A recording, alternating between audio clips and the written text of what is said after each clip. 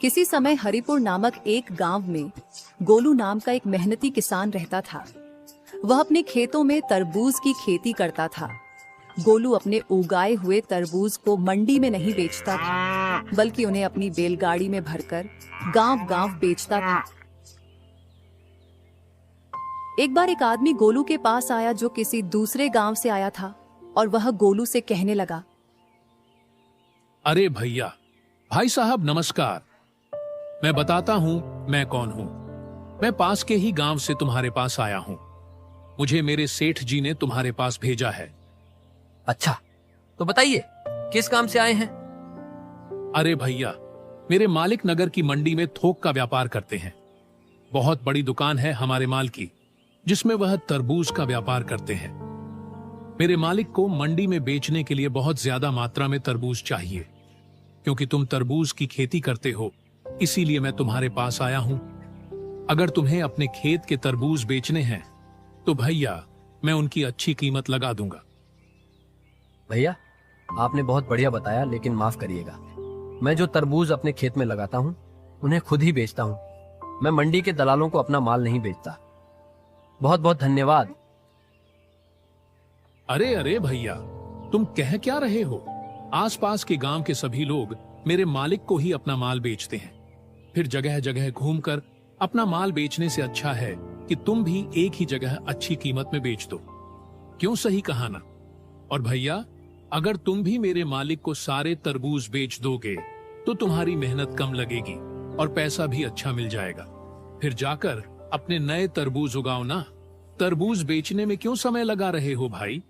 तरबूज उगाने में समय लगाओ, उगाने में, समझे? देखो भाई, मैं एक किसान हूँ और कड़ी मेहनत करना मेरे लिए कोई नया काम नहीं है। साथ ही साथ पैसा कमाने का लालच भी मुझ में नहीं है, बल्कि लोगों को साफ सुथरा तरबूज कम दामों में बेचना ही मेरा उद्देश्य है। और भैया, मैं इसी से संतुष्ट हूँ। मैं तो यही चाहता हूँ कि मैं अपना तरबूज मंडी में ना बेचकर सीधे लोगों को बेचूं। अब चाहे उसमें मुझे मुनाफा कम ही क्यों ना हो।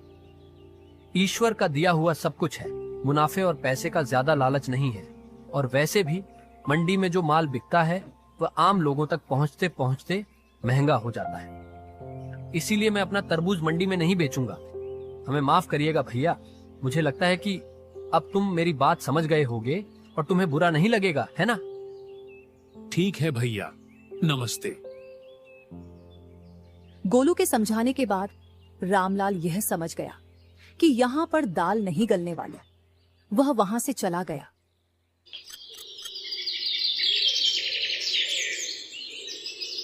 गोलू अपनी बैलगाड़ी पर ढेर सारे तरबूज लाकर बेचने के लिए निकलता है।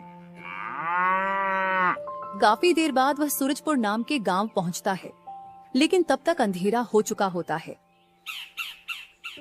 अरे, शाम ढल गई और अंधेरा भी हो गया। इतनी दूर चलते चलते मैं भी थक गया हूँ और हमारे ये दो प्यारे बैल भी। ऐसा करता हूँ कि आज रात यहीं पर गुजार लेता हूँ। हाँ, यही ठीक रहेगा। यही सोचते सोचते गोलू एक बड़े से घर के सामने से गुजरता है। तभी घर के बाहर खड़ा एक आदमी उसे आवाज लगाता है। ओ भाई, कौन? अरे कौन हो तुम? हमारे गांव के तो नहीं लगते। गोलू देखता है कि पहनावे से वह आदमी बहुत ही अमीर मालूम पड़ता है। नमस्ते भाई साहब, मेरा नाम गोलू है और मैं हरिपुर गांव का हूँ। ये तरबूज बेचने के लिए सूरजपुर गांव की तरफ जा रहा हूँ। अब क्या बताएं भैया, सुबह से गाड़ी खींचते खींचते मेरे बैल थक चुके हैं और मैं भी उन्हें चलाते चलाते थक गया हूँ। इसीलिए सोचा कि आज रात को यहीं कहीं आसपास रुककर सुबह निकल जाऊं। अगर आप थोड़ा मदद कर दें और बता दें कि इस गांव में रात को ठहरने के लिए कोई जगह मिल जाएगी। अरे भाई, इसके लिए इतना परेशान होने की जरूरत नहीं है। तुम कहीं और क्यों जाओगे? मेरा इतना बड़ा घर है, आज रात यहीं रुक जाओ। इतना सुनते ही गोलू ने अपनी बैलगाड़ी एक तरफ लगा दी और चैन की सांस ली।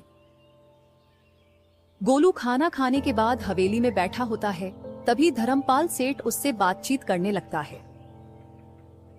अरे बाप रे, इतनी बड़ी हवेली। हुजूर, मैं आपका यह उपकार कभी नहीं भूलूंगा। आप जैसे दयालु लोग आज भी इस धरती पर हैं, इसीलिए हम जैसे गरीब लोग जी रहे हैं। वरना आज रात इस गांव में न जाने मुझे कितनी तकलीफ उठानी पड़ती। अरे इसमें कौन सी बड़ी बात है भाई। देखो गोलू, एक इंसान ही दूसरे इंसान की मदद करता है। वैसे देखने में तो तुम बहुत मेहनती किसान लगते हो। अब यह मेरा कर्तव्य है कि मैं तुम जैसे आदमी की सहायता करूं। अच्छा सुनो, एक बात बताओ, ये सारे तरबूज तुम्हारे ही खेत के हैं या किसी व्यापारी से लेकर बेचने के लिए निकले हो? अरे नहीं नहीं साहब, ये तो हमारे अपने ही खेत की फसल है। व्यापारी से खरीद कर बेचूं, इतना बड़ा आदमी मैं नहीं हूं। इसके बाद दोनों में काफी देर तक बातचीत होती रही। गोलू ने बताया कि वह अपने खेत के तरबूज सीधे ग्राहकों को बेचने में विश्वास रखता है। यह सुनकर धर्मपाल सेठ गंभीर हो गया। हाँ, आज के समय में तो मंडी के दलाल किसानों से कम दामों में माल खरीदते हैं और फिर उसे जमा करके ऊंची कीमतों पर ग्राहकों को बेचते हैं। बड़े चालाक हो गए हैं ससुरे। इसी वजह से आम आदमी को महंगे दामों पर सामान खरीदना पड़ता है। मुझे तो लगता है कि मंडी के लोगों का यह तरीका बिल्कुल गलत है। आपने बिल्कुल सही कहा साहब, आजकल तो यही सब कुछ हो रहा है और ऐसा ना हो इसीलिए मैं अपने खेत के तरबूज सीधे ग्राहकों को कम कीमत पर बेचता हूँ। मुझे लगता है कि मैं समाज के प्रति अपने कर्तव्य को पूरा कर पा रहा हूँ और यही करने में मुझे खुशी मिलती है। सच में गोलू भाई, तुम्हारे विचार बहुत ही उच्च स्तर के हैं। अगर सभी लोग तुम्हारी तरह सोचने लगे तो सच में सबका भला हो जाए। अच्छा सुनो, अब काफी रात हो गई है और तुम्हें सुबह जल्दी उठना है। आराम कर लो। गोलू मुस्कुराता है और सेठ जी के आतिथ्य के लिए उनका धन्यवाद करता है। धर्मपाल सेठ ने अपने घर के एक कमरे में गोलू के सोने का इंतजाम कर दिया। उसने एक बिस्तर बिछाया और फिर खुद अपने कमरे में सोने चला गया। गोलू बिस्तर पर लेट जाता है, लेकिन नींद नहीं आ रही थी। वह धर्मपाल सेठ के बारे में सोचने लगता है। हाँ, ये कितना अच्छा इंसान है। इसने मुझ जैसे गरीब किसान को अपने घर में आश्रय दिया। सचमुच इतना धनी होने के बावजूद इसमें बिल्कुल भी अहंकार नहीं है। इसका मन बहुत ही निर्मल और दयालु है। गोलू गहरी सांस लेता है और मुस्कुराता है। ऐसे इंसान भला आजकल की दुनिया में कहाँ मिलते हैं। कितने बड़े लोग होते हैं लेकिन उनके दिल छोटे होते हैं। पर धर्मपाल सेठ जैसा इंसान सच में बहुत कम देखने को मिलता है।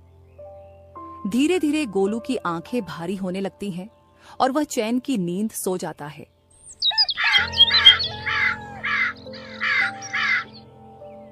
अगली सुबह गोलू जब उठा तो वह फिर से सोचने लगा। हाँ, अच्छा लग रहा है। इस घर के मालिक धर्मपाल सेठ ने मुझे अपने घर में ठहरने की जगह देकर मेरी बहुत मदद की। क्यों ना इसके बदले में मैं इन्हें कुछ तरबूज दे दूं। ये सोचकर गोलू अपने तरबूज के ढेर के पास पहुंचा, लेकिन यह देखकर हैरान रह गया कि ढेर आधा ही रह गया था। अरे ये क्या, मेरे तरबूज कहाँ गए? आधे तरबूज तो गायब ही हो गए।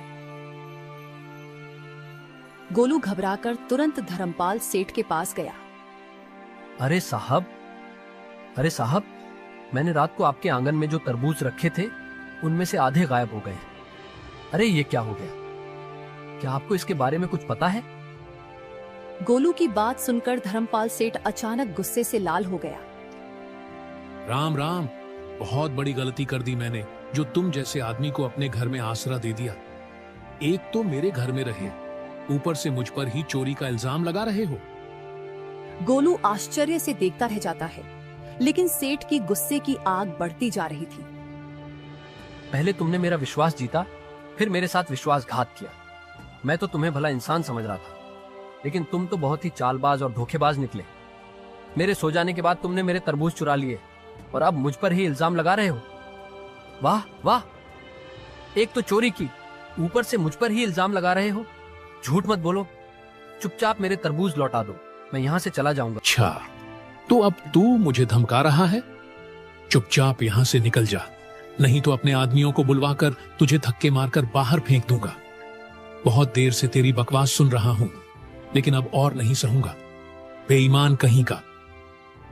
धर्मपाल सेठ के धमकाने पर गोलू को समझ आ गया कि अब इससे बात करना बेकार है। वह मन ही मन सोचता है। इससे बात करना बेकार